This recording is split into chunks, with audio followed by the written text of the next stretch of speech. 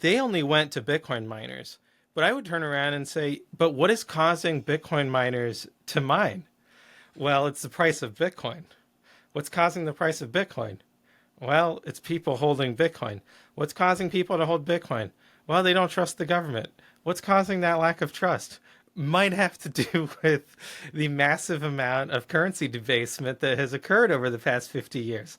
It's like, oh, okay, so really the people at the root cause of these carbon emissions, it's Keynesians, right? It's the people who want to print money and who have violated the institutional trust and the credibility that historically helped government.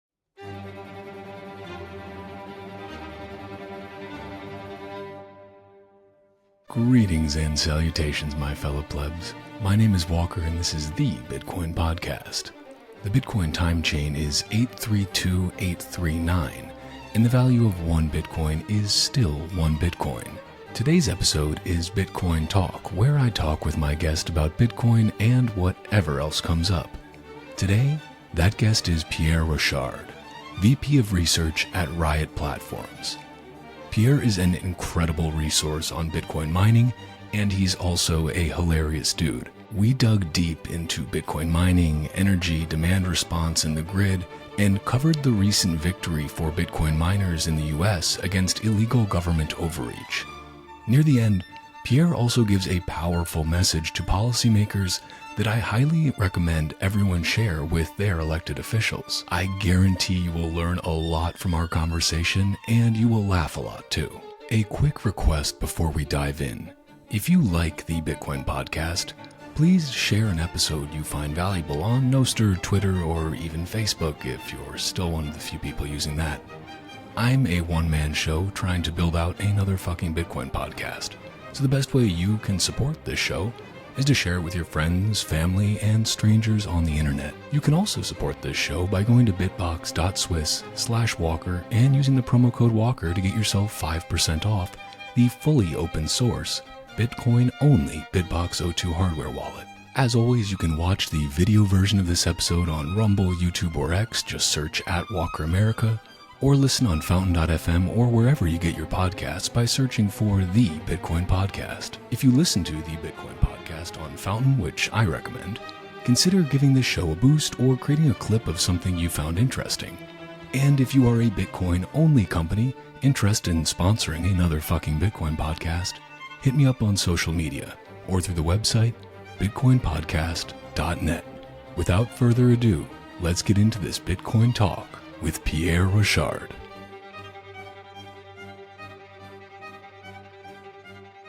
Man, welcome. Thank you so much for sharing your scarce time with me and coming on here. Yeah, of course. Thanks for having me on. I was thinking, I've just started this fairly recently, and I was thinking about folks to have on, and I've got to say that your tweets and also videos that you have starred in have been some of my absolute favorites. And I was just thinking, I need to have somebody on to really dive deep into the Bitcoin mining side, and who better than you?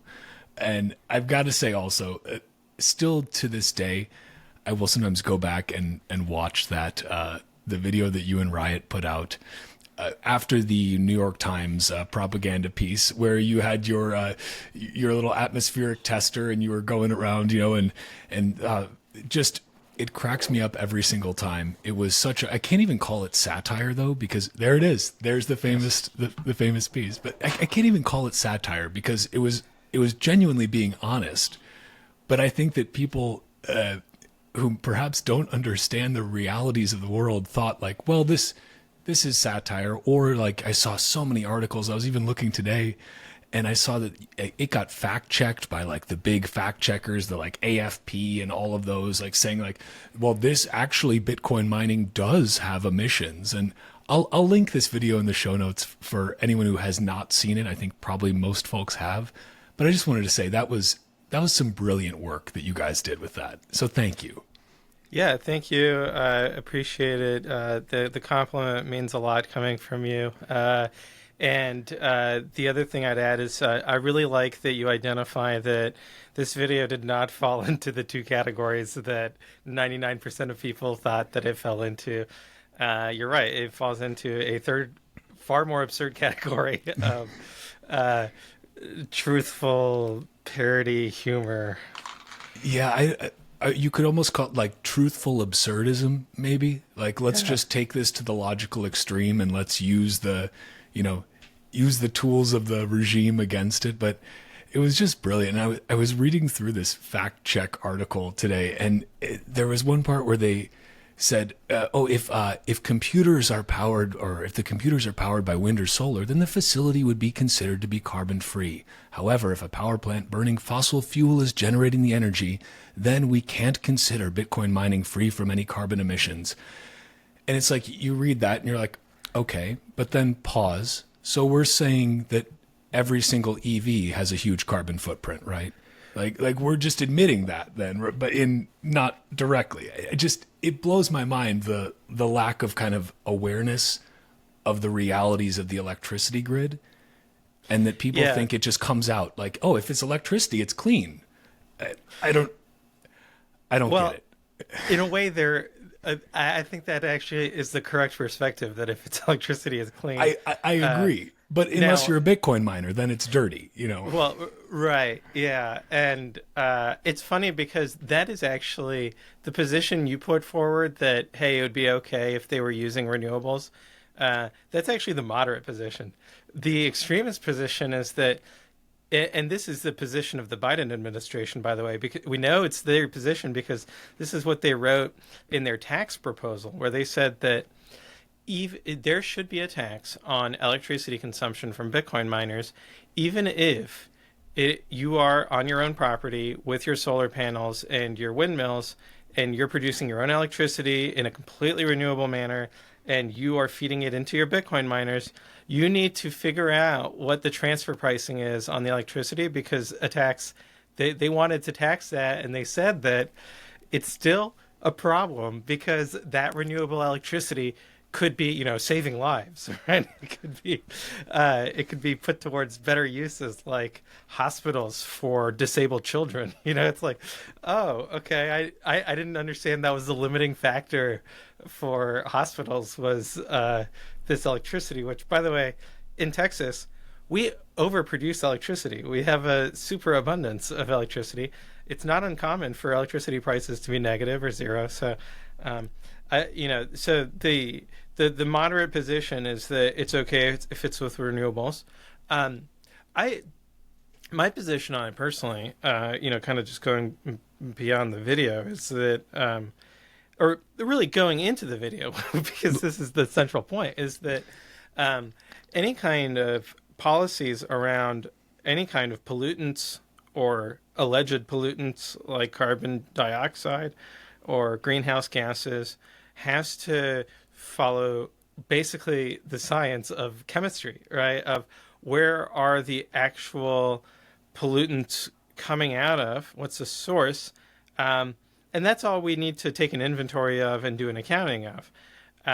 Once we start thinking about the abstract of what is causing this, you can go up the causal chain to any level.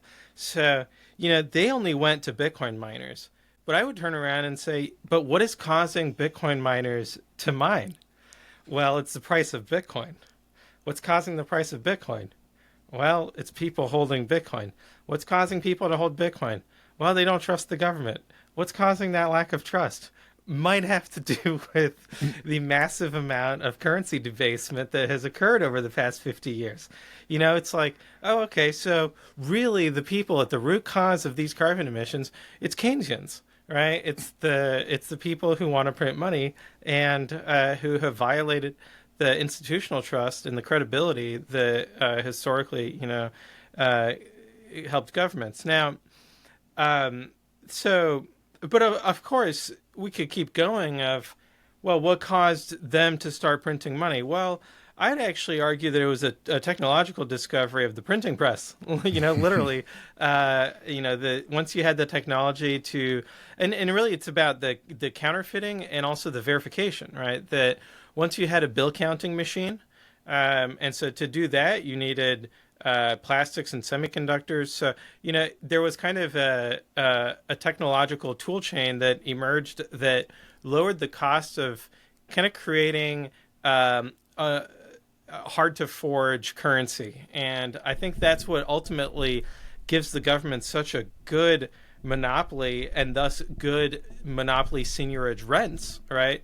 The profit margins on printing money. The profit margins are terrible on printing money if everybody can do it pretty cheaply, right? If you can go buy an HP printer and it's like, oh yeah, you can get close enough to $100 bill using an HP printer, and you can buy the paper and all this. That would be a problem. But as everyone who has watched, so there's Catch Me If You Can, the famous movie about forgeries. But there's lots of documentaries about how they make $100 bill hard to forge. So all that to say that that arguably was the cause of kind of the inflationary century that we saw, and then of course in the electronic world you have cryptography now, and something that we're the TradFi system was using cryptography before Bitcoin existed, right? When you entered your credit card information online in 2007, you did so using SSL, HTTPS, these encryption protocols. So I would argue that the US dollar was a cryptocurrency before Bitcoin existed. And so, but all that to say that's, the security technology around a currency matters a lot. And then once you have a certain security technology, it's like, okay, what's going to be your monetary policy? And that's where I think the Bitcoin's central innovation is. It's not in the use of cryptography, right? Because that was happening with Fiat anyway. It wasn't in the fact that you had an app for that, right? You already had mobile banking. It was that you can actually know that if you hold one Bitcoin, you've got a fixed percentage of the total diluted supply of Bitcoin. Anyway, sorry, I'm rambling, but that I think is the cause of Bitcoin mining, and I think it is particularly offensive to fiat maximalists.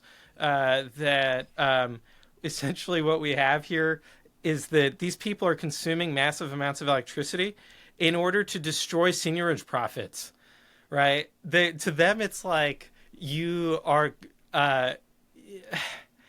Yeah, it's that's their lifeblood that you're sacrificing, and so I think that's why they find Bitcoin mining to be particularly offensive. On top of just kind of the regular like degrowth environmentalist perspective, is the wastefulness of it from their perspective is not limited to the environmental impact.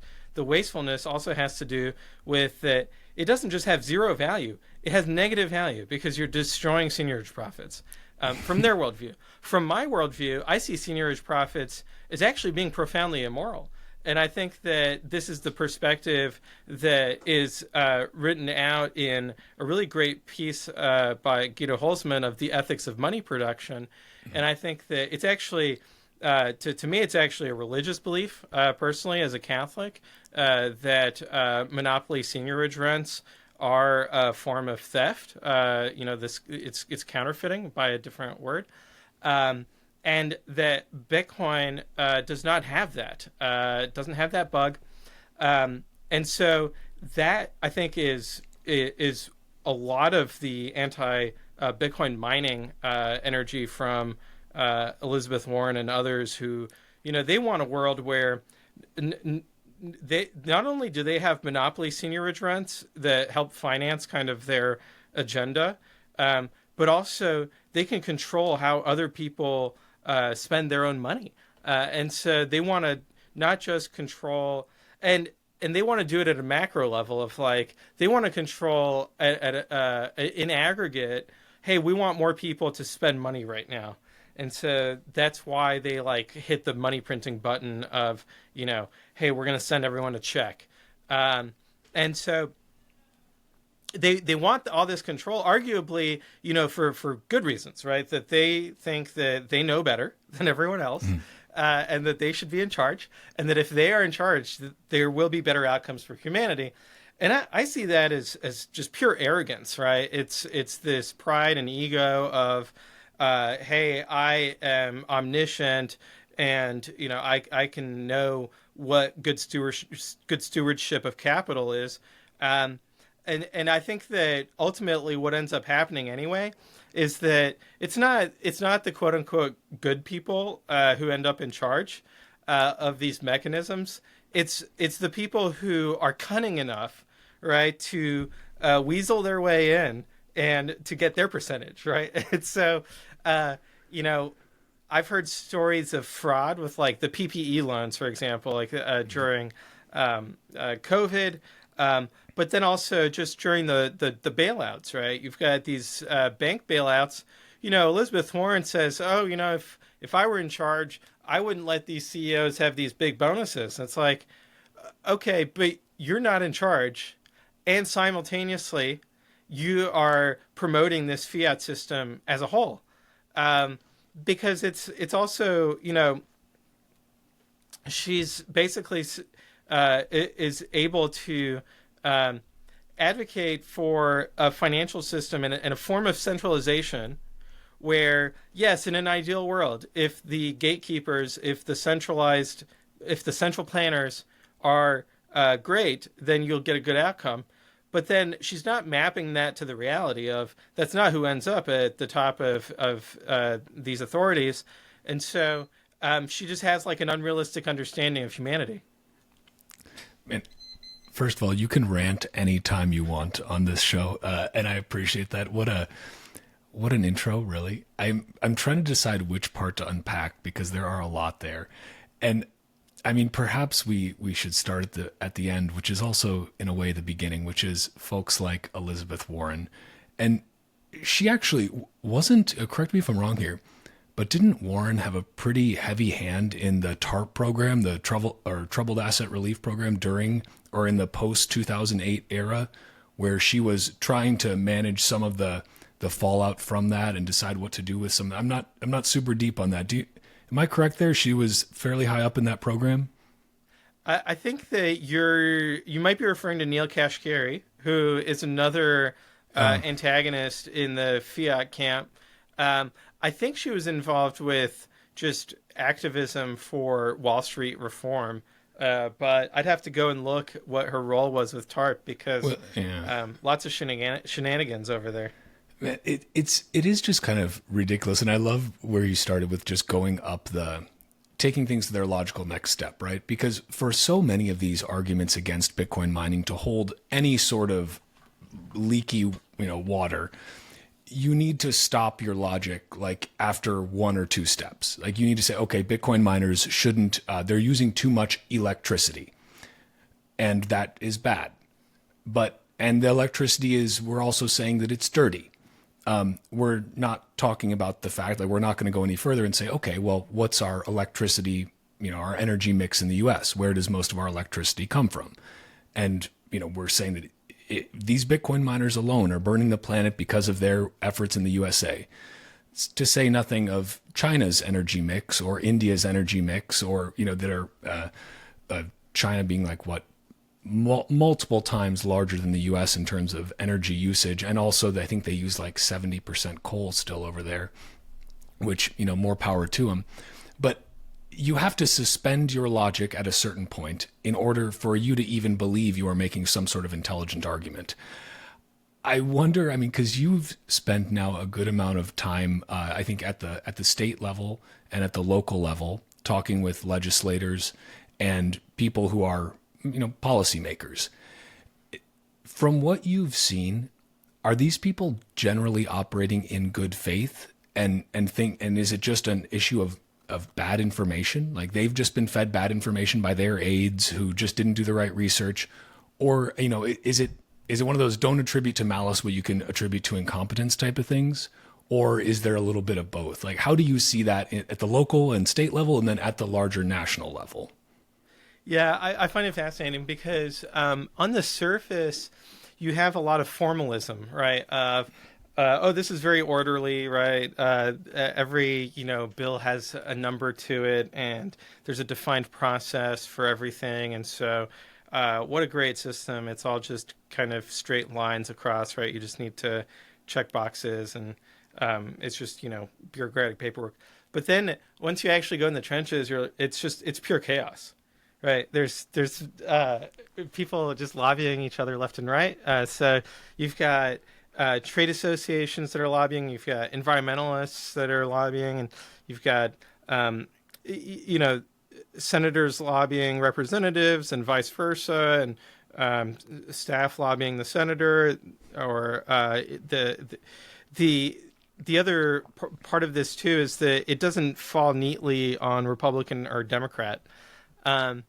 So part of the chaos is that they're trying to have a say in every single issue in society, right? So a modern politician has to have a position on literally every issue you could think of.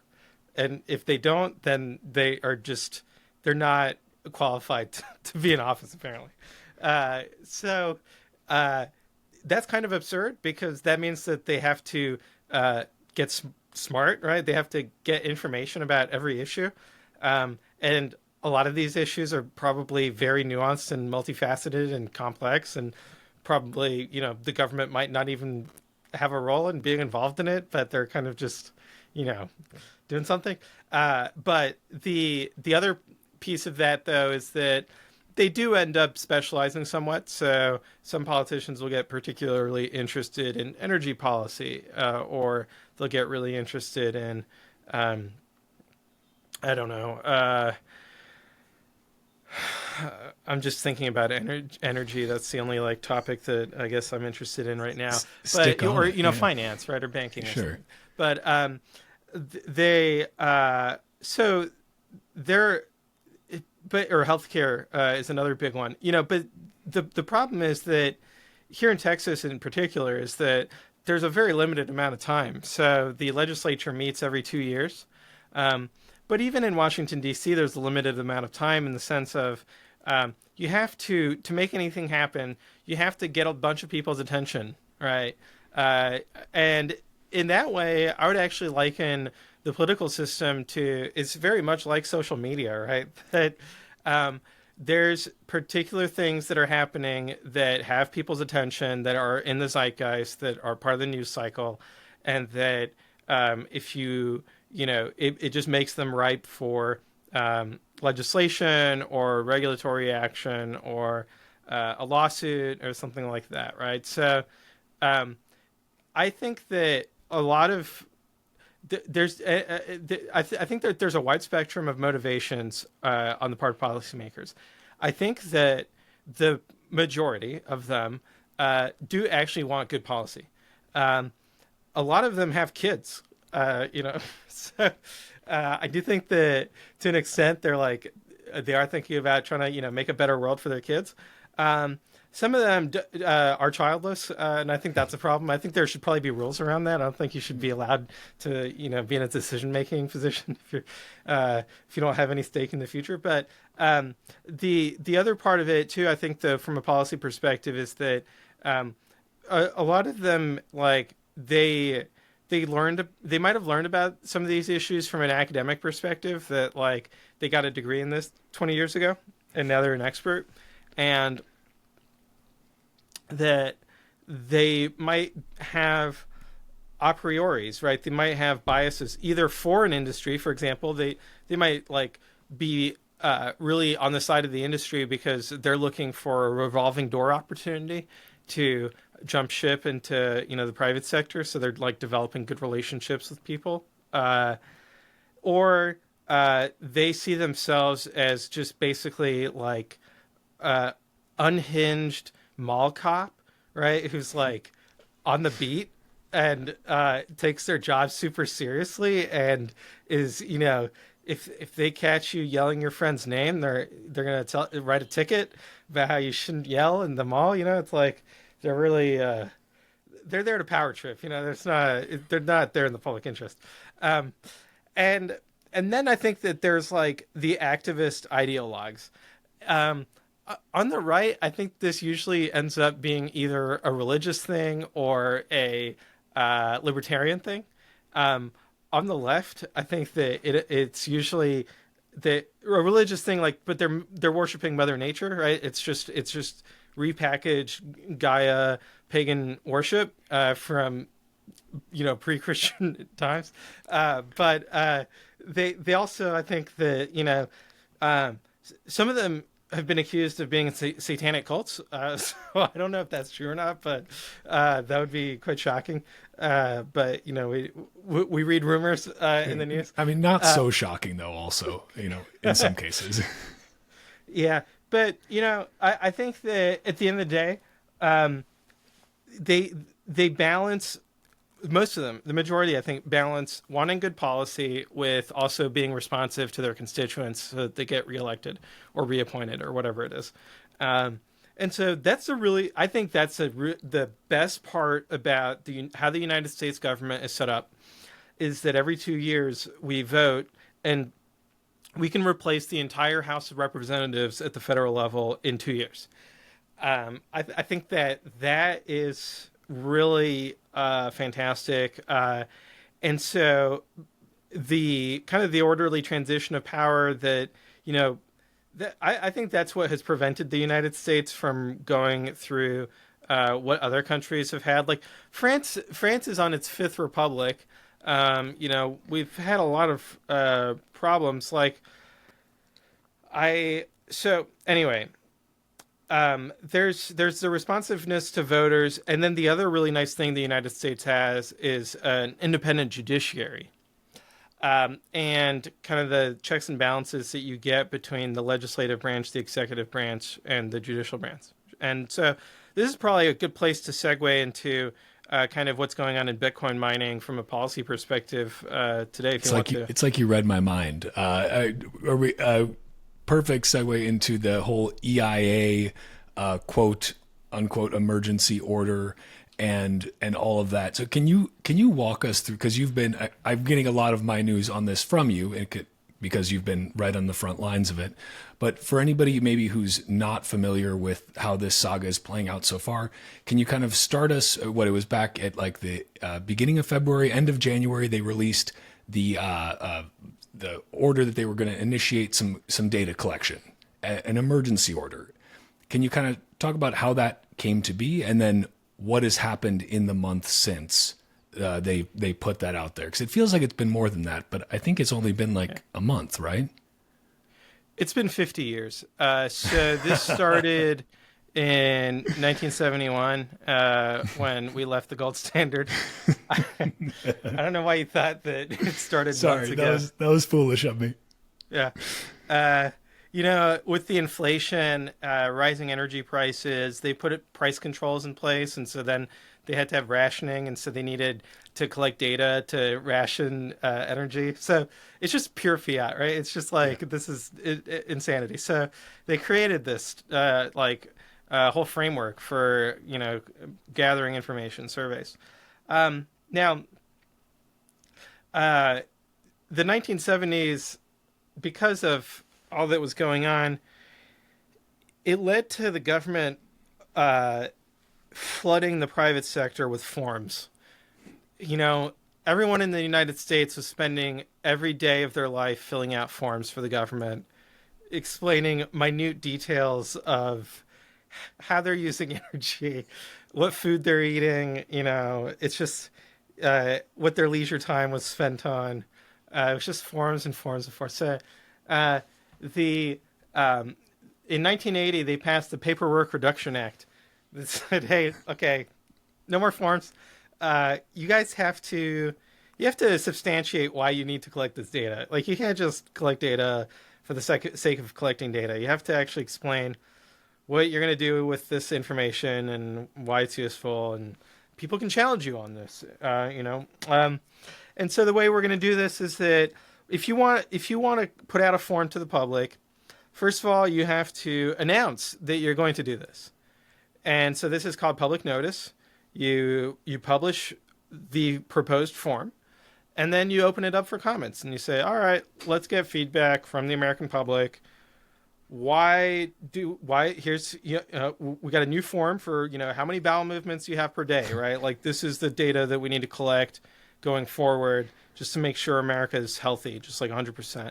And then everyone submit comments. You've got several weeks to submit comments. And then after that, they have to review all the comments, and they have to either take them into account or explain why they did not take the comments into account, right? Or the idea or whatever. And if they don't do that, then they can get challenged in court, right? So all of this allows you to have kind of a level of review and transparency that I think is just good government. I don't think it's particularly controversial. I mean, if we're going to do forms, right? My view would be that no, there's no forms. You can't propose forms. There's no process for that. No. The process is you ask for a form and I say no.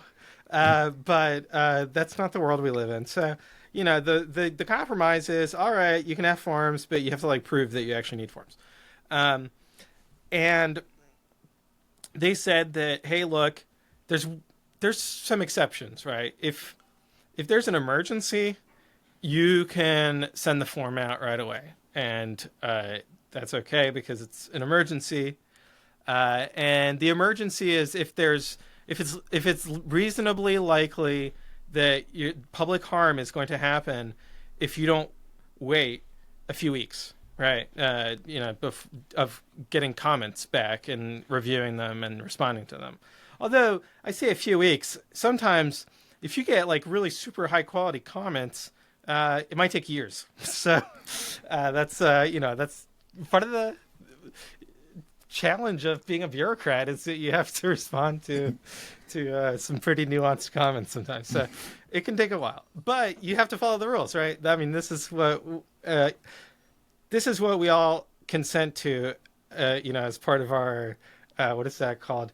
They have the social contract. Mm-hmm. This is our democracy that we have to defend. So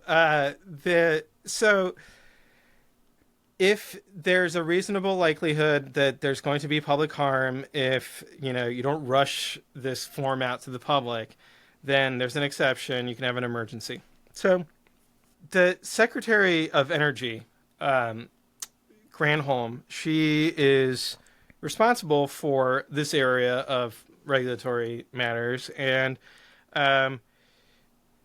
last year, she was testifying in front of the Senate. The highly, highly regarded senator from Massachusetts, Senator Elizabeth Warren, she was grilling Secretary Granholm on when she was going to start collecting data from Bitcoin miners. Secretary Granholm, when you came before this committee last year, I asked you if the federal government knew how many crypto miners are operating in the United States and how much energy they're consuming. And you said that wasn't being tracked and that more data would be needed. So here we are, a year later. Is the Department of Energy formally tracking crypto miners yet? Great. First of all, thank you so much for your leadership in this, because I do think that you have unearthed a massive problem. And so we don't know how many miners there are. We don't know where they are. All of them, I mean, some of them you do, but many of them you don't. A lot of them are just underground. Some of them are small operators. So as you and I have discussed, we have charged our Energy Information Administration with figuring out how to mandate a reporting of these entities. Now, that's complicated, as you know, because many of them are underground. And even the utilities may not know where the draw is coming from. When was she going to send the form out and the survey?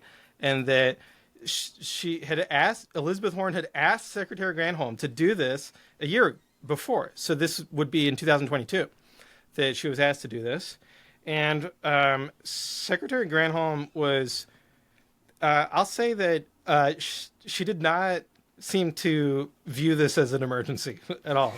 So let's talk about that. Yeah. Given that crypto mining undermines all of our other climate work, we can't afford to delay on this. There's a lot of urgency around this. So I want to talk for just a second about the authority you have to gather information on this. Let me ask, Secretary Granholm, do you have the authority to mandate that crypto miners disclose information about their energy consumption? We have the mandate authority. Her response was that before we can create the form, before we can create the survey, we need to get survey data. It's very circular. We need to get survey data from another form that is currently being filled out by people, that's going to be compiled, and then we'll be able to create the next form. So in your response to a letter I sent you in February, you indicated that the Energy Information Administration will first need to develop a new survey program to begin collecting information from crypto miners. By when do you expect to field this survey and use it to gather data from crypto miners on a mandatory basis? Yeah, we first of all are looking at creating the survey from a regular report that is an electricity gathering report that we have now asked to include crypto as part of it. That report from NREL will be completed by the end of this year, on which the Energy Information Administration can base its survey. So it's going to take some time for them to be able to craft the survey from the information that they receive from the NREL report, but know that that is happening, and we are pushing to accelerate the timelines because it is. So by the end of this year, you will have a report on mandatory reporting, We'll have. I want to make sure I know what we're getting. We'll have a report that will have gathered not fully, but enough information to be able to craft the framework for the survey. And Elizabeth Warren's like, okay, but are you telling me this is going to be in 2024? And Secretary Granholm was like, well, I hope so. And Senator Warren looks just enraged. She's like, I'm going to hold you to it. You got to get it out. So we won't be able to get the survey out, the mandatory survey, by the end of this year, but we will have the report done and the survey will be constructed from that. Okay, and we are certain we're going to get that mandatory survey out then sometime in 2024? I hope so, but I don't want to... Tick-tock. And she's like, this is an emergency because of the climate. This is the climate emergency. I mean, look, we're running out of time here. Crypto mining's energy use truly undermines our efforts to fight climate change, and we are out of time. We need to understand the full scope of the problem, and that starts with the authorities you have. So I hope that the next time we come back, you will tell me that you now have that survey in place, and we are getting mandatory reporting from the crypto mining companies. I hope so, too. Going to hold you to it. And that seems rather irrelevant to me, but I guess she thought that was relevant to whether this form comes out or not. And so then we don't hear about it for 9 months, right? And then in January of this year, the EIA administrator, D. Corollas, and I looked at it into his background. I would actually get along really well with this guy. He writes Python code. I love Python. He's into data and SQL. So am I. I think that we'd nerd out on energy data all day long. But unfortunately, that's just not that's not what God put him on earth to do. So he sends a letter to the Office of Management and Budget, OMB, the Office of Information and Regulatory Affairs, OIRA. And these guys are the form gatekeepers. So they're the ones that are tasked with evaluating literally every single form in the federal government has to go through this team, and they will tell you if your form is, valid or invalid. They're a form node, right? They're a full form node, is what OIRA is. And so he sends a letter saying, hey, there's an emergency. Now, his justification for the emergency is that the Bitcoin price went up, which to me is hilarious. This is the first time in American history that we've had a government official declare a federal emergency because the Bitcoin price went up 50% at the time. Now it's up 100%. So I don't know if the emergency got worse or not, because can you really, if the emergency goes from 0 to 0, it doesn't really get worse. So I guess we're continuing the non-emergency situation here. And basically his judgment was that if the Bitcoin price pumps, then there's going to be more Bitcoin mining, and Bitcoin mining is already 1 to 2% of the grid, which, I mean, I think that's actually pretty accurate, 1 to 2% of the grid in the United States. So huge congratulations to the Bitcoin mining industry. This is a tremendous accomplishment. And I would hope that the Department of Energy would give us an award, a trophy saying, hey, like, congratulations on being the fastest growing load in the United States. This is a huge accomplishment from an electrical engineering perspective, and it enables the nation to be a leader in Bitcoin mining, which is really awesome. But I don't think they see it that way. They see it as, they're growing so rapidly, and if the Bitcoin price is going up, they're going to grow even faster. Now, there's not really any evidence showing that the Bitcoin price going up has led to a substantial increase in Bitcoin mining in the United States, because it takes years to get the permits. You have to get permits to develop a Bitcoin mining facility. The facility, our Corsicana facility, has been in the works for at least a couple of years. You've got to get approval from ERCOT, the grid, right? You've got to get approval from the environmental department here in Texas. You've got, there's a long list of approvals you've got to get. And on top of that, you have to have the capital to do it. And you have to have a long-term vision for Bitcoin mining. And so if the Bitcoin price pumps, 10% in a day, it's not like oh, let's go add 10%, to our operation. It's like, to add 10% to our operation, it will take this many months and years. It's like, so when we look at the data of how has Bitcoin mining grown over the past 6 months, not by a lot.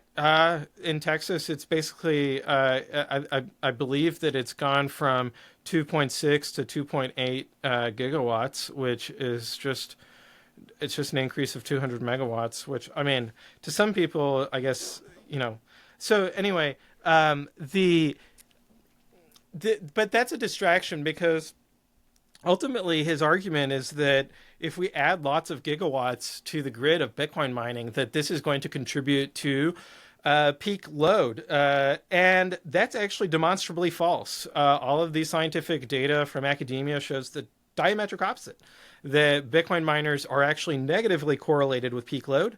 They load shed because peak load is the cause of high prices in the real-time electricity wholesale market. And if peak load is not causing high prices and not causing Bitcoin miners to turn off, your grid has a much bigger problem, because it is dysfunctional in the sense that price signals are not reflecting physical reality of the grid. And that is a failure mode, and you need to fix the regulatory framework around your grid, the marketplace structure of your grid, to accommodate that. ERCOT does not have that problem. ERCOT is actually, I would say, at the forefront of integrating large flexible loads with the grid, and doing so in a way that is really helping balance the grid, and is a tremendous public benefit, not at all a public harm. in any way. It's not even reasonably likely. And so it's reasonably likely that it's a public benefit. I would argue that it's just beyond any reasonable doubt, just based on the evidence that exists out there. And that's why we decided Riot and Texas Blockchain Council, which represents a lot of Texas miners, and the Digital Chamber of Commerce, which represents Bitcoin miners nationally. From our perspective, this process of declaring a fake emergency in order to avoid public notice and comment, in order to avoid any kind of transparency and feedback, was not appropriate. And that ultimately what would best serve policymakers would be to follow the law, which is to do public notice and comment. And unfortunately, the Biden administration did not see it that way. So as a last resort, we did have to sue them in federal court in the Western District of Texas. So the Honorable Judge Alan Albright is kind of the federal judge that is there in Waco, Texas, famous for a number of different reasons. And the really, the reason why we were in Waco with Judge Albright was because Riot has one of the largest Bitcoin mining facilities in the world, not far from Waco, in a beautiful town called Rockdale that has really fresh air. It's not Rockland, which is what the New York Times thought it was, but it is Rockdale. And there we have our facility, so that basically kind of establishes where it makes sense to do the lawsuit. And we filed this the day before the survey was due. We just didn't have a lot of time. The EIA was really in a, I want to say metaphorical sense, but it's not really that metaphorical, is that they put a gun to our head of, hey, if you don't fill this out, you're going to go to prison, you're going to pay fines, which is pretty insane way of, working with folks. I think they should try to be more professional than that. And so we took it to federal court and we said, hey, can we please get a temporary restraining order? Right? These people are stalking us. They're trying to invade our privacy. We need a TRO, a restraining order, to keep them away from us. Right? They need to. We need the court to establish some order here because these people are acting completely illegally. Right? And our lawsuit. I really recommend people to read it if they're interested in the law, because there were a tremendous number of crimes committed by the government in putting together this survey. And so in any case, the judge immediately granted our temporary restraining order, because I think that, I don't want to speak for him, but based on what he wrote in the official court document, he seems to have pretty quickly come to the conclusion that Texas Blockchain Council and Riot really are victims of government overreach and just total lawlessness by this Biden administration, that they violated several statutes and just were operating. They'd gone rogue, basically. They weren't, in any way performing the duties that they'd sworn to perform. It's clear that the government has no problem breaking the law when it suits them, so if you want to protect your Bitcoin from unlawful seizure, head to bitbox.swiss/Walker and use the promo code Walker for 5% off the Bitcoin-only BitBox02 hardware wallet. Then, use that BitBox02 to get your Bitcoin off the exchange and into your own self-custody. The BitBox02 is easy as hell to use, whether you're new to Bitcoin or a seasoned psychopath. It is Bitcoin only. It is fully open source, and you can head to their GitHub and check for yourself. There's no need to trust me. Plus, when you go to bitbox.swiss/Walker and use promo code Walker, not only do you get 5% off, but you also help support this fucking podcast. So thank you. So after that, the judge set a hearing for Wednesday of this week. As we approached the hearing, it got canceled, and it was announced that an agreement had been reached. And then today, on Friday, the agreement was, published publicly. And basically, what the agreement is that the government is going to destroy any data that they received from this illegal survey, and that they're going to start over and actually follow the law, right, of doing public notice and comment, not pulling the fire alarm when there's no fire, right, not crying wolf when there's no wolf. They have to cut that, so they're cutting that out. They're not doing that anymore. They're following the law, and they're paying attorney's fees, right, because of the inconvenience that they created for through their terrible approach to policy in this area. And I think that it's a tremendous win on a number of different levels. On a very practical level, it's really important for us to provide lots of comments to steer kind of the direction in which any kind of mining survey should go in, because I actually do think that there's a really great story of demand response that this survey could unearth, and show how Bitcoin mining is a key part of the energy transition. So I think that there's a really positive story here, but we have to make sure that the survey is crafted in a way that gets both the benefits and the risks, right? If we only focus on kind of the costs and the risks, then we miss the benefits. So that, I think, is a practical reason for why, we need to have the opportunity to provide comments before being forced, by law to have a mandatory survey.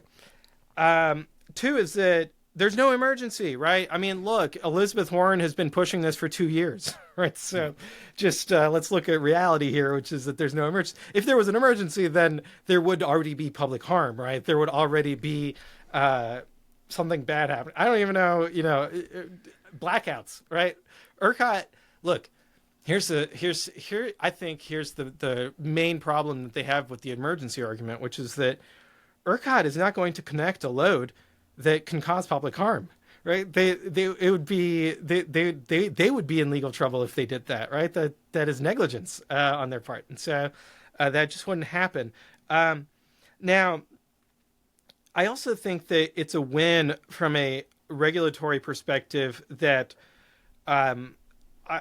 it's really important for all of the regulators in the United States to understand that Bitcoin miners are industry stakeholders like any other industry stakeholders, right? So you have to approach it that way. If you approach it, through a dogmatic lens of, hey, I don't like Bitcoin, only criminals use Bitcoin, Bitcoin miners are criminals, and therefore I'm going to just break every law. I'm going to commit the worst crimes possible to prove that they are criminals. It's like, that's really going to get you wrecked in federal court, right?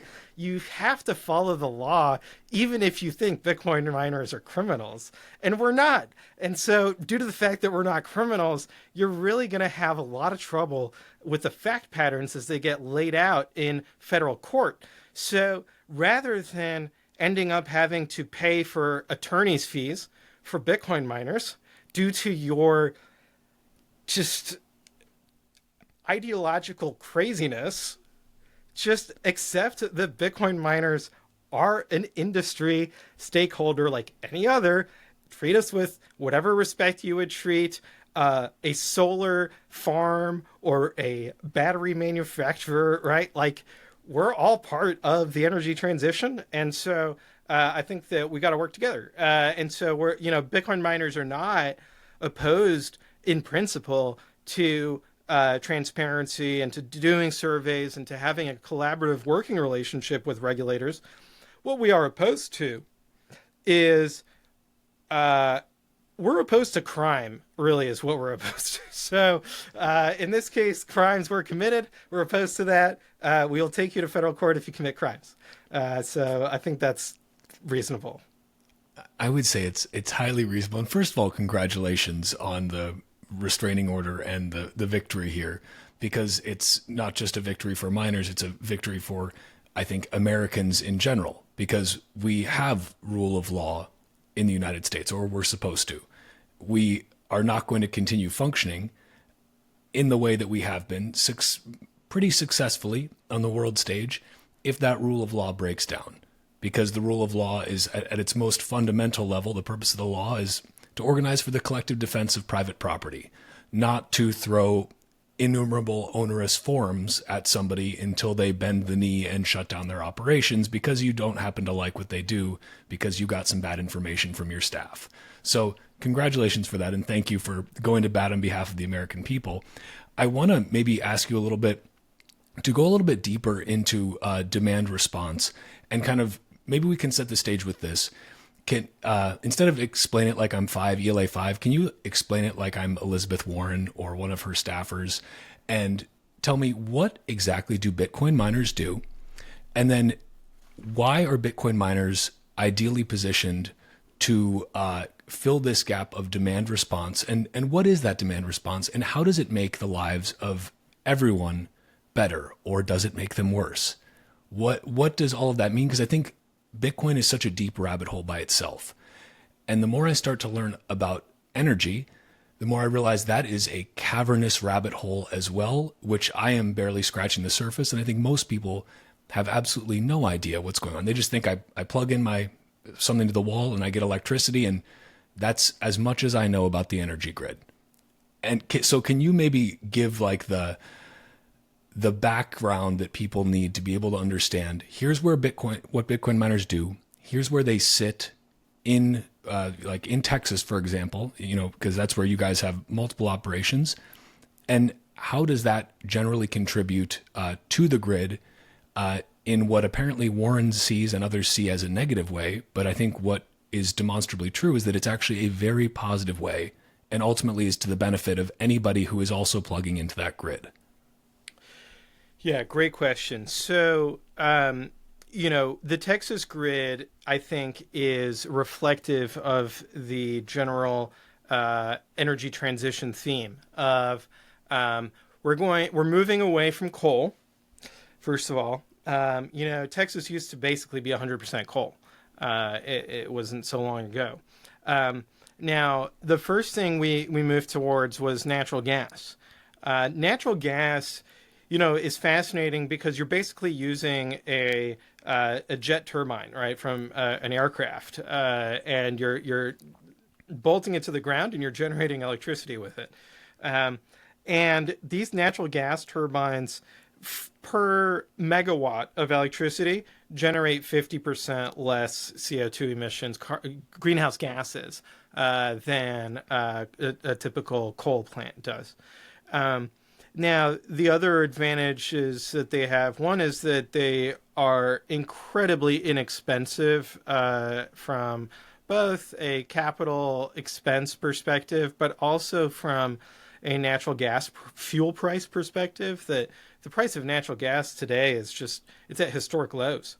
And it's because it's an associated gas in the sense that you've got people drilling for very expensive oil and in Texas, and they're bringing that expensive oil to market, but the natural gas that is also a part of these wells that are coming out of the drills, it's kind of just extra. And so they just need a way to get rid of it.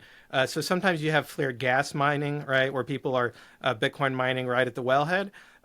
Riot does basically the equivalent, except at the greater scale of the grid, right? That now you have pipelines bringing gas from the wellhead to large, highly efficient combined cycle gas turbines that are converting it into electricity, and then that way you are not wasting or flaring natural gas. Now, what we started seeing with what's called the performance tax credits. So these are IRS, tax advantages that you get from producing electricity using technology like wind, like solar. And these subsidies have tremendously increased the deployment of those generating resources in Texas in the ERCOT market. And so now wind and solar on some days are producing 60 to 80% of the electricity in Texas. At other times, they're producing 0%. And so this is where we have to really think in a really nuanced manner about the energy transition, which is that wind and solar, while they're very cost competitive as resources, with the caveat that they're only cost competitive if you're assuming that the timing of the electricity consumption matches up with the timing of electricity production. Now, if you have any differences in the timing, well, now you're going to have to firm it up either with a battery or with a peaker plant, like a natural gas peaker plant that would kick on when you just don't have enough wind or not enough sun or some combination thereof. Batteries are super expensive, but it's also the case that peaker plants are expensive in the sense that they're basically off like 98% of the time, right? So they're just this giant capital good, right? This giant turbine that is sitting there off 98% of the time, just for that 2% of the time that you turn it on because there's just not enough wind and there's too much demand. So Bitcoin mining is taking that flexibility, but on the load side. So you can just turn off a Bitcoin mining facility to offset a lack of generation on the renewable side. And so that's really the value proposition in this energy transition is that in Texas, in the morning, when the sun has not risen yet, but the wind is starting to fall, and everyone's turning on their lights, you can have price spikes. And we've seen those happen. You can get up to $5,000 a megawatt, right, in a very short window of time, just because you have a very strong mismatch of supply and demand. Same story in the evening, right? When the sun is going down and the wind is not picking up quickly enough, and everyone's getting home from work and turning on their lights and all that. Again, huge price volatility. This price volatility has nothing to do with the price of natural gas, right? And this is where it's really funny. The Sierra Club, they put out a document saying that Texas has volatile electricity prices due to the price of natural gas. And I just laughed out loud. Like, what an absurd statement to make. I look at the price of electricity every day, right? Just because of, working for Riot. And look, the price of electricity is volatile in Texas because renewables, intermittent generation of solar and wind is volatile, right? There's just, okay, so the anyway, sun sets, in other words, the sun sets. Because if you look at the price of natural gas, you're basically saying, let's call it like $40-50 per megawatt, right? And when you have a scarcity and you're at $5,000 a megawatt. So there's just no way the price of natural gas is causing $5,000 a megawatt. It is a couple of orders of magnitude lower than that. And then same thing with, Bitcoin mining. People will say, oh, Bitcoin miners are causing these high prices. Also absurd, because the break even for a Bitcoin miner is around, let's call it roughly $80 to $120 per megawatt. So that means that Bitcoin miners turn off. I think it's fair to say all Bitcoin miners that are doing economic demand response are curtailing and are already off by the time you reach $1,000 a megawatt. And then much less $2,000 a megawatt or $3,000 per megawatt. Like, all the Bitcoin miners are already off. There's no way they are contributing to that price. The only way that they are contributing to that price is by being sellers of electricity in the market and helping lower the electricity price, right? And at those prices, really what you have are batteries, because batteries are expensive to cycle, and batteries will play games of they, in their defense, like they do need to have large amounts of revenue in order to justify their capital costs. But the idea that Bitcoin miners are causing $5,000 a megawatt, I mean, that's just, it's absurd. And then they'll also say, oh, yeah, okay, but maybe you're not contributing to the peak, but you're increasing the average price of electricity. And it's like, look, if the average price of electricity is $0 and we increase it to $1, in a sense, yeah, that's bad. In another sense, though, at $0, nobody makes any money.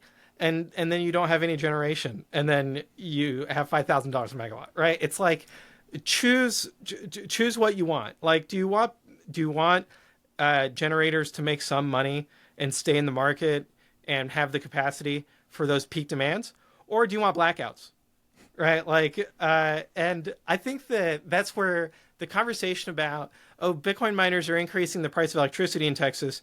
I mean, it's absurd because, first of all, Texas has the lowest cost of electricity of basically anywhere in the world, right? I mean, if you look at it, not just on a dollars per megawatt, but also I'd say like dollars per gigawatt, right? Of how much depth is there to the market? Because I'm sure you can find somewhere that has like really cheap electricity, but you can only buy like 2 megawatts, right? And then there's no other capacity. But I'm saying like at the wholesale level, the size and depth of the electricity market in Texas, we have the lowest cost of electricity. And I think we'll continue to have the lowest cost of electricity because the cost of natural gas continues to go down. The amount of solar power being added to the Texas grid continues to dramatically increase. I think we're at 12 gigawatts of installed solar capacity. This is capacity where we know that 50% of the day it's at zero, right? Like it's, but in any case, on top of that, we've seen several announcements of new natural gas power plants being built in Texas because of the incentives that, by the way, were voted for by the Texas House, Senate, Governor, and by referendum, the people of Texas. They all voted to have more natural gas power plants, right? And so I think that when people say, oh, we need to, have zero fossil fuels, they're really going against democracy, right? Because people are voting for fossil fuels. And we should stop calling them fossil fuels. They're hydrocarbons. And I think that, in Texas, that really sets up an electricity market where we're going to continue to have the most competitive market. And Bitcoin miners are going to contribute like tremendous amount of flexibility to this. Now, I'd also say that demand response, you can think of it along several different axes. First is just economic curtailment, right? Of, hey, is the real-time wholesale electricity price above your break-even? And I think that there's basically lots of room for economic curtailment. Then the other piece of it is what's called ancillary services, which is basically not that you're... so with ancillary services, you are signing up in a contract with ERCOT, and you are signing over control to ERCOT of your generator or of your load. And you're saying, all right, ERCOT, I'm taking my hands off the wheel. You're in charge. You get to decide whether to turn on my facility or turn off my facility. You get to decide how much electricity I consume, because ERCOT needs to procure control over generation and load in order to provide real-time balancing of supply and demand on the electricity grid for electrical engineering reasons, right? Of maintaining frequency stability, maintaining voltage support, maintaining, all of the, and it goes down to like sub-second level, right? So it goes from the frequency of sub-second level to, hey, 30-minute, right, forecast miss. And so they need to have resources at their fingertips that they can either deploy or wait for things to. Sometimes they wait to see how things play out, and they need to have that control, and they need to buy it on the market, right? If they seize it, right? If they're like, hey, we're actually, we're going to have like a command and control type thing.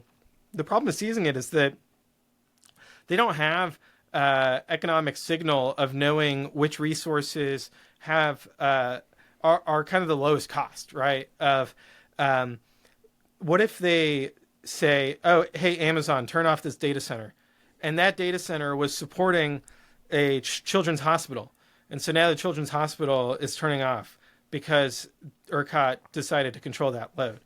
Like, that wouldn't make any sense. That would be really bad.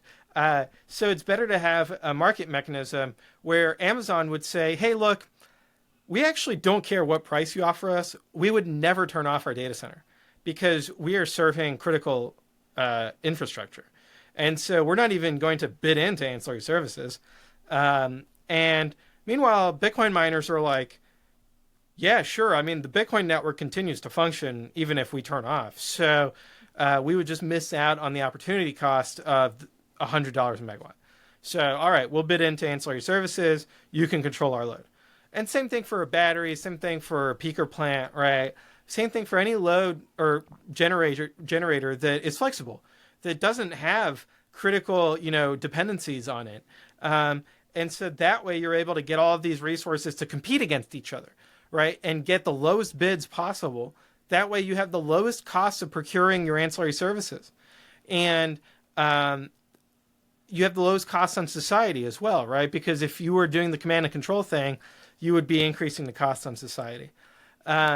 So ancillary services, I think, is a critical function for a grid, right? A grid is kind of in a way, it is a tragedy, the commons public good, but in a way it's not, because ERCOT exists, right? ERCOT is a legal entity that is in charge of operating and kind of making sure that everyone's following,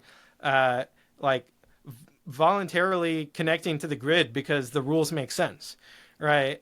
In a way, I'd kind of I'd compare it to like Disneyland, of like, hey, yeah, you can enter Disneyland, you got to follow the rules, right? Like there are some rules about here. This is not your backyard. You can't just do whatever you want. This is Disneyland. Although sometimes you go to Disneyland and you're like, wow, people really can't do anything they want here. But perhaps some people would say the same thing about ERCOT.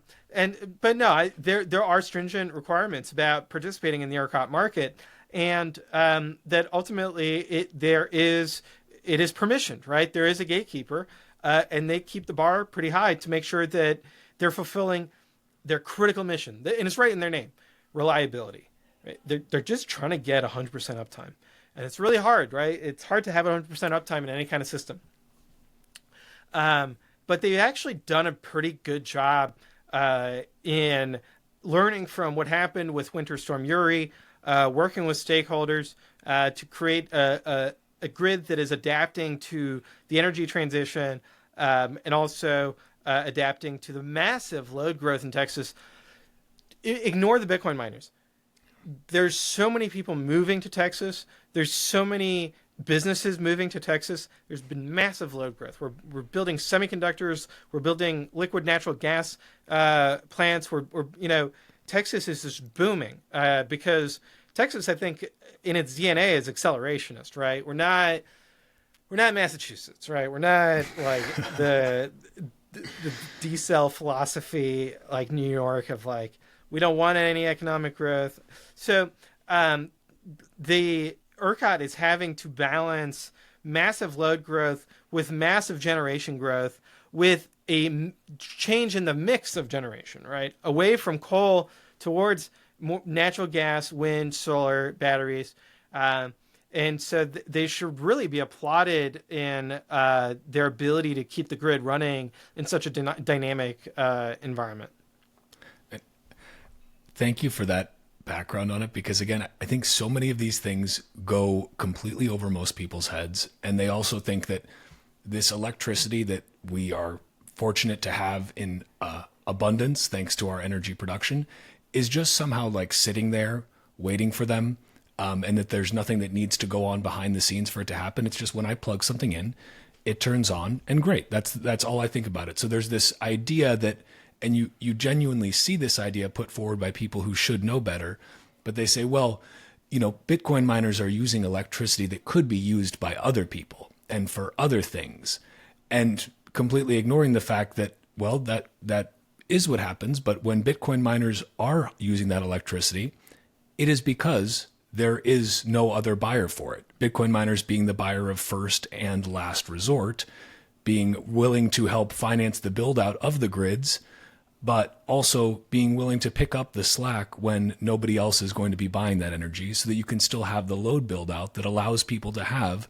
no blackouts and a comfortable standard of living because they have low energy prices. And we know that the more humans have harnessed energy over millennia, the greater human flourishing has been, the longer lifespans have gone.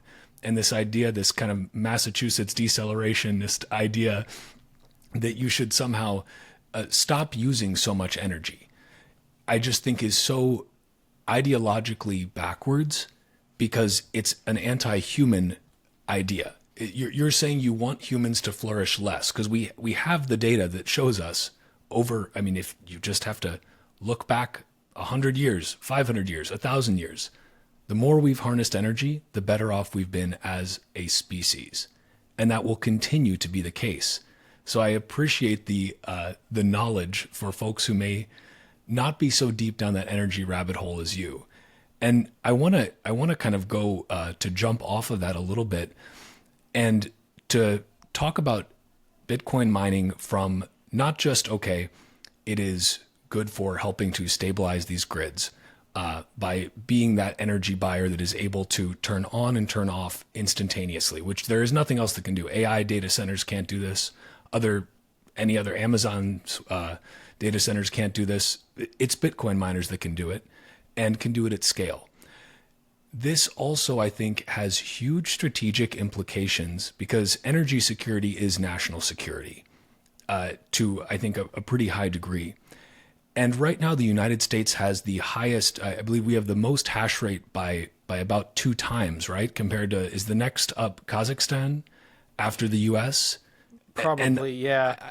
Can you talk a little bit about how you, as a Bitcoin miner, view the role of Bitcoin miners as a helping to contribute to overall national security? Because that's something that people on both sides of the aisle scream about day in and day out, with different approaches to how the U.S. should have more national security. But I think at the base level, we have to talk about energy, and also, well, monetary energy as well. But how do you view that as a Bitcoin miner? And what is your message to policymakers who are interested in the national security of the United States and in its continued success? How do Bitcoin miners fit into that equation? Yeah, so Bitcoin mining, it's critical for to have as much Bitcoin mining happening in the United States so that we are depriving our adversaries of revenues. And so we know that North Korea, Iran, Russia, Venezuela, they are mining Bitcoin, and quite often they seize these mining rigs. Like, they're essentially they're abusing their people and exploiting them, right? And they're mining Bitcoin to get hard currency revenues, and then they use those revenues to go spend it on further oppressing their people, or even worse, invading neighboring countries or things like that. It reminds me of when Bush invaded Iraq.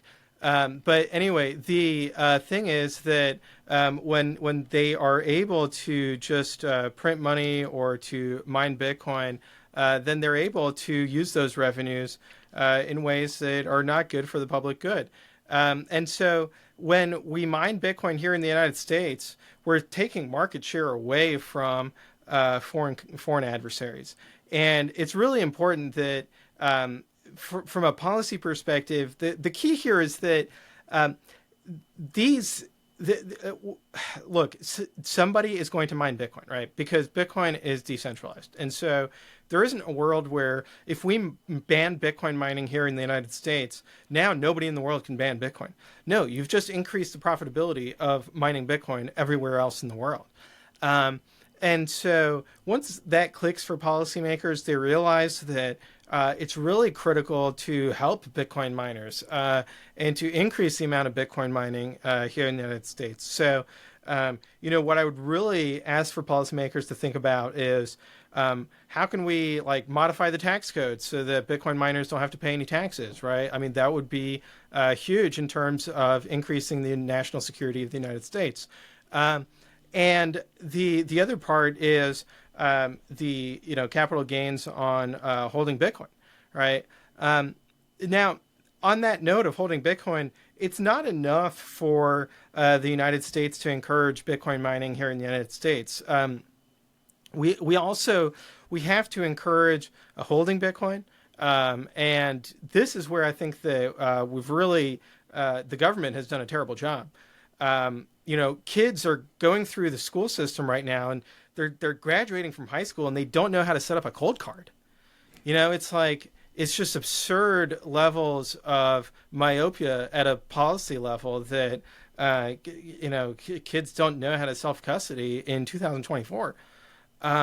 Folks, it's been 15 years. Like, Bitcoin is here to stay, and so the kids have to know how to back up their seed phrases and how to set up a multi-sig and et cetera, right? So I think that there's a lot of catching up to do at that level, and whether it's a public school or a private school, or just maybe as part of getting their driver's license, they have to learn about hardware wallets. But anyway, there's lots of policies that we could improve in the United States. Now, I think that critically, there is a problem happening with the Biden administration and the U.S. Marshal Service. They are auctioning off Bitcoin that allegedly was involved in a crime a long time ago. And what they should do is hold the Bitcoin. They should hold the Bitcoin for a number of different reasons. First of all, what if they're wrong? What if the criminal is innocent? The allegations are false, or this person, for whatever reason, they get found innocent by the judicial system. And if their Bitcoin are auctioned off, what's the government going to do? Buy them back? They could sell the Bitcoin today. If they sold the Bitcoin today at $60,000, and the person gets found innocent, and the price of Bitcoin is $6 million, the government would have to bankrupt itself to buy back the Bitcoin. It's insanity. So for that reason alone, they should hold the Bitcoin. Second of all, if it does turn out that this guy is guilty and he's a criminal, and that it's okay to seize the Bitcoin, does it really make sense to sell Bitcoin for dollars, given that the government can just print dollars for free, right? They have Seniorage. There's no reason for them to be negotiating for more dollars. They can just create it out of thin air. They don't need dollars. It's like the last resource they need. It's like if you came to work and you told your boss, "Hey, I'll work here if you let me breathe oxygen." It's like, okay, yeah, I guess. I mean, what a stupid negotiation position to have. You'd have to be senile. You'd have to have lost your mind to have that perspective that you would sell Bitcoin for dollars when you can print an infinite amount of dollars. It's just completely illogical. You'd have Alzheimer's disease. And so that would be shocking. I hope there's a cure. Truly. I hope that we find a cure, and they should print dollars to find a cure. Anyway, putting that aside, what they need to start developing is a national reserve, right? Of saying, okay, we own all this land, right? The federal government owns way too much land out west. They need to sell that land, and instead they buy Bitcoin, right? Because land is an S coin, right? It's basically, it's infinite. The universe is expanding. If you go back to your science class, everybody in 7th grade learned this from Bill Nye, that the universe is expanding. There's an infinite amount of space and time. So to invest in land is just, in 2024, is insanity. What you should be investing in is in the UTXO set. So they should sell the land out there and raise Bitcoin. Why sell it for dollars? They should sell it for Bitcoin. And they can add that to a strategic reserve. And what this would enable them to do is essentially back the dollar with Bitcoin, because today the dollar is not backed by anything, but they do have like Fort Knox, right? They have gold. Now, that's great for movies, right? I mean, awesome Bond movie. It's great, it's thrilling, it's exciting. But gold is an S coin as well, right? There's an infinite amount of gold. They're adding gold to the gold supply every day. If we brought in a gold asteroid, gold would get to zero. Like, it is the most overhyped asset in human history. And, the government, Biden, he's a lot like Peter Schiff, right? In the sense that they both love gold. They own so much gold. I actually don't know if Peter Schiff owns any gold, but Biden has a lot of gold in Fort Knox, right? That he's, arguably Biden is a bigger gold bug than Peter Schiff. I think that's, unless Biden announces today that he is selling all of the gold in the United States, which frankly he should do, so that he can buy Bitcoin. He should sell all of the gold, just flood the market, just drive the price of gold to zero and accumulate Bitcoin. Now, I know Peter Schiff wouldn't be a fan of it, but it's the logical, rational policy for the government to adopt. And so they'd be able to develop a strategic reserve that, is comparable to the petroleum reserve. Now, speaking of the petroleum reserve, they should sell all of that oil and buy Bitcoin. Oil is an S coin.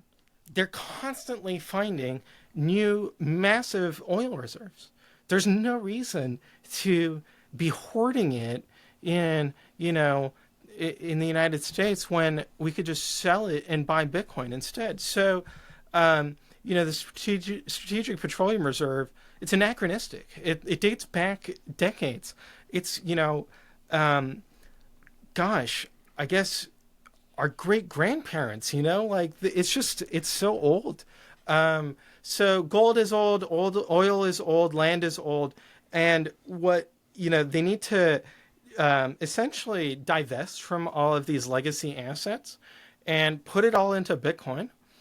And then all they need to do is just sit on the Bitcoin and stop issuing dollars.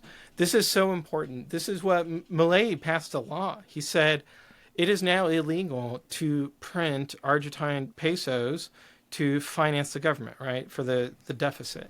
You can only print Argentine pesos to buy dollars. Now, he's almost right? He almost got it. And so in the United States, they should only be allowed to print dollars to buy Bitcoin, right? And arguably, the logical step would be for them to buy Bitcoin and print dollars until the dollar is worthless, right? Because then at that point, they would have a massive Bitcoin reserve. The dollar would be worthless. But you know what? That means that we don't owe any money to China. All of those treasuries that China is holding are worthless. All of that money that we owed to foreigners, kaput, gone. All of the student loan debt. Our generation is saddled with student loan debt. And what it is time for is a jubilee of forgiving all debt by driving the value of the currency to zero. That way, we can really lift up the most vulnerable in society and give them an opportunity to succeed. And so that's why it's so critical from a policy perspective to print so many dollars to buy Bitcoin that the dollar goes to zero.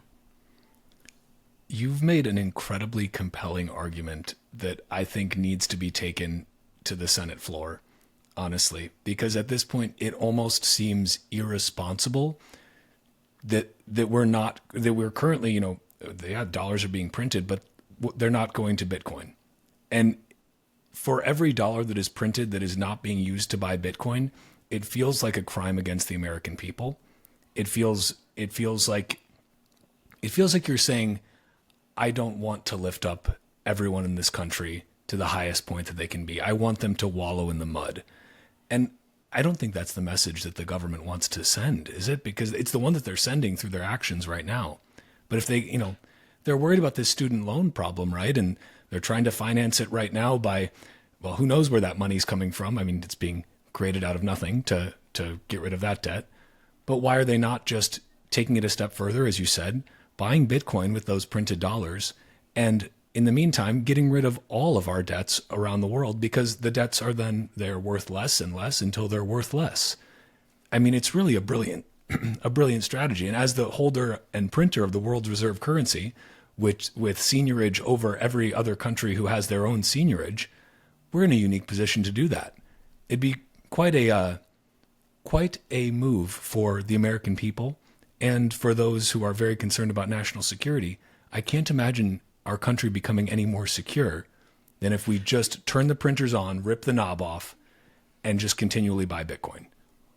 Yeah, that's right. I mean, from a national security perspective, what you would have is a phoenix emerging from the ashes of the dollar, right? A beautiful orange phoenix that looks like a honey badger, actually. It's a honey badger emerging from the ashes of the dollar. And that would actually position the U.S. to continue to be the global leader in commerce, in finance, et cetera.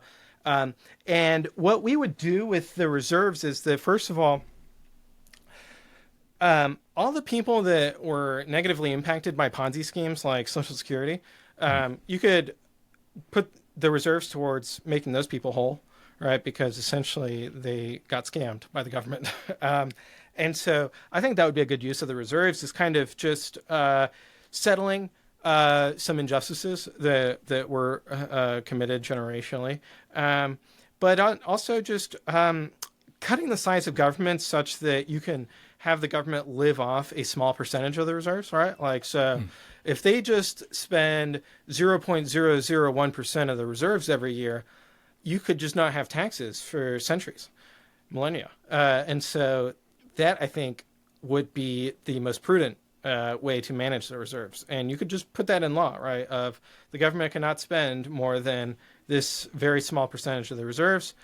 And the only way they could add to the reserves would be by selling their chairs, not getting haircuts, like, they've just holes in their underwear, that sort of thing, yeah, just don't even wear underwear, Yeah, there's a lot of tactics and strategies that Bitcoiners could teach them on how to just be an 80 IQ plebe. And that way they can make their money last. I think hearing you talk in such an impassioned way about this too, it just makes me realize that we need, as much as the political system is fraught with problems, it is fraught with problems and with sociopaths and psychopaths and people of, let's say, that are severely lacking in the moral department. But it is because of our broken incentives that our political system is the way that it is. And if we can start changing those incentives by printing our shitcoin dollar to buy as much Bitcoin as possible and changing that incentive structure, then it incentivizes, I think, better people to get into politics, and more Bitcoiners, especially the even, from 80 IQ, then jump up to the top part of the bell curve. We don't need any more of the middle of the bell curve in politics. I think you need to be on the low end or the high end. Otherwise, just stay out of politics and we'll be a lot better off, I think. But it's a hopeful vision that you paint, Pierre. I've got to say, it's very hopeful. I mean, the midwit managerial class has been a plague on this society for basically, this has been studied sociologically as kind of the rise of the managerial class, and then the rise of the business school and the MBA and the consultant and the investment banker and all this. Like, a lot of that is fiat.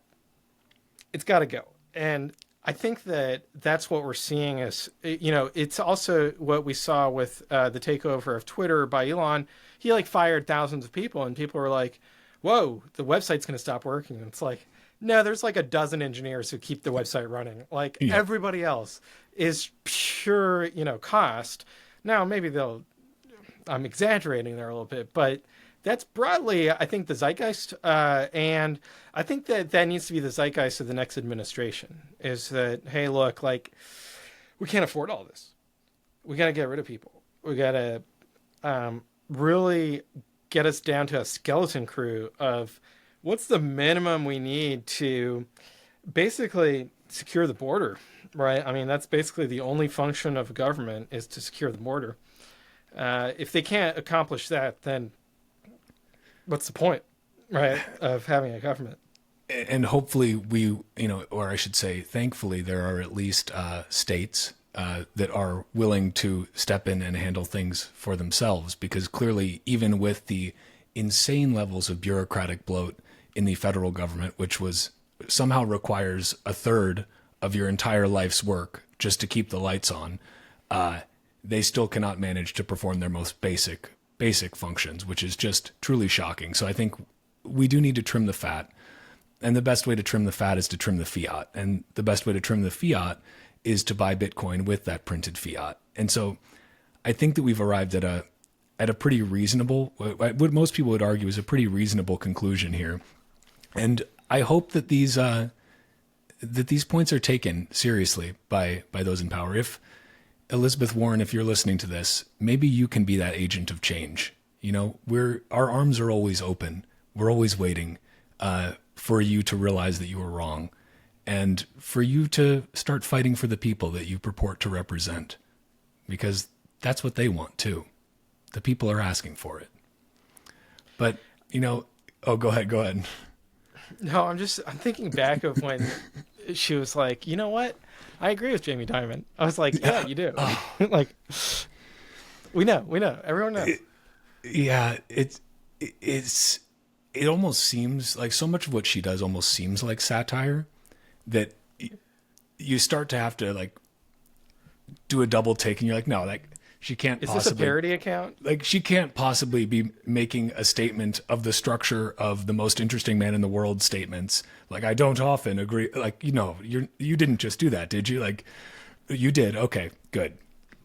That's incredible. Good for you, lady. But Pierre, I want to be conscious of your scarce time, and I appreciate you sharing it with me, because your time is valuable. You are spending it basically defending Texas, defending our nation by mining Bitcoin. And I thank you for that. And I did get a chance to, at BitBlock Boom in 2022, tour your facility there. And man, it is fucking impressive. Pardon my French, but it is just really cool to see that at scale. Wow. You guys were setting up, or had just set up, one of the immersion mining facilities there, or one of the immersion buildings. And that was wild. There's no fans. There's no nothing. There's just circuit boards sitting in this lubricant. And it seems like this magic. And meanwhile, they are fighting for the hardest money that humanity has ever or will ever discovered in a free market, in a pretty darn free state. That was also my first time being in Texas, besides a couple of road trips through, and then being in airports. But airports don't count. So it was nice. It was thank you guys for the hospitality there. That was really cool. Yeah, thanks for visiting. It's a modern marvel. It is. And the last thing I would ask you is there anything you are reading right now that you would recommend, Bitcoin related or otherwise? Anything that has been sparking your curiosity on the printed page of late? Yeah, well, what I've been reading lately is the lawsuit of reviewing that over and over, and checking all the sources and things on that. So I would really recommend folks read that, because our complaint, I think it's the first time Bitcoin mining and the grid have been litigated. And so our complaint has facts about the grid and Bitcoin mining, right? And so it's just exciting to get to read that and to contribute to that. And we're standing on the shoulders of giants. I mean, we had an amazing legal team. We had an amazing, several trade associations, the Texas Blockchain Council and the Digital Chamber of Commerce. So Lee Bratcher and Perry-Ann Boring, they were tremendous leaders on this as well.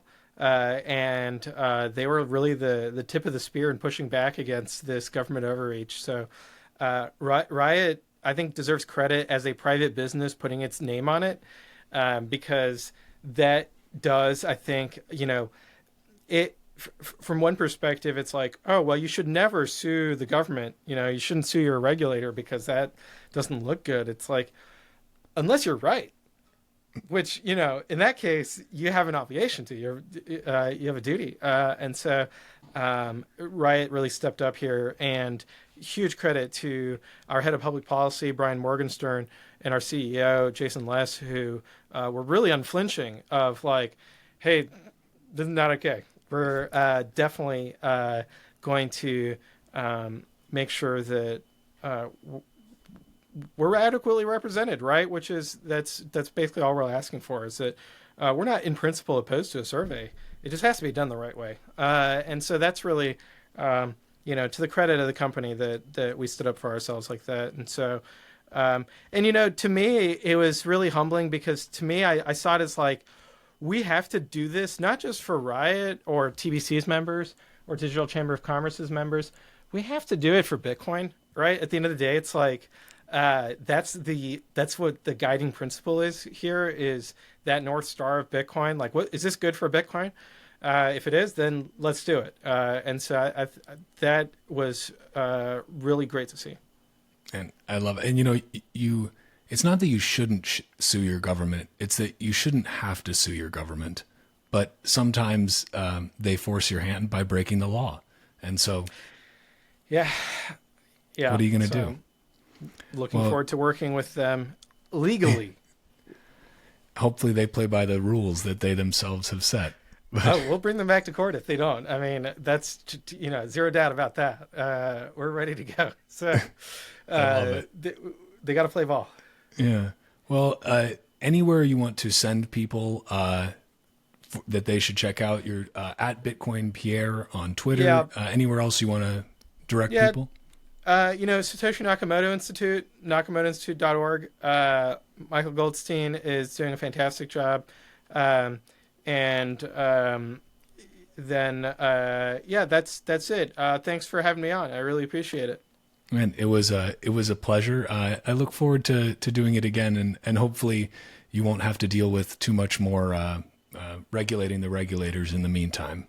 So I hope you get a little breather from that. Thank you. I appreciate it.